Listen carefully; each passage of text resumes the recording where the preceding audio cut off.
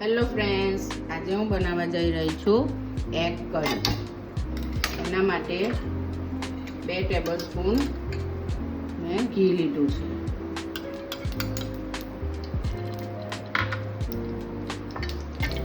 પછી આપણે એની અંદર નાખીશું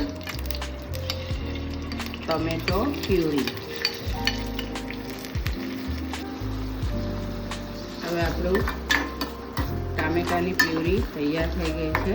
એની અંદર આપણે આદુ લસણની પેસ્ટ અને મરચાંની પેસ્ટ નાખી દઈશું.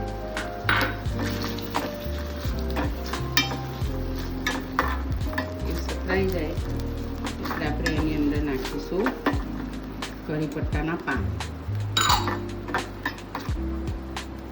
હવે આપણે એની અંદર નાખીશું 1 ટેબલસ્પૂન મીઠું,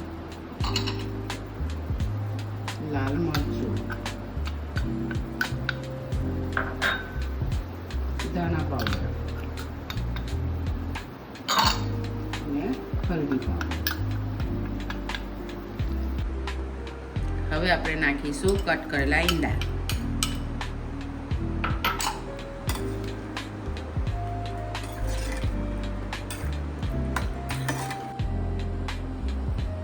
હવે આપણે ધાણા નાખીશું.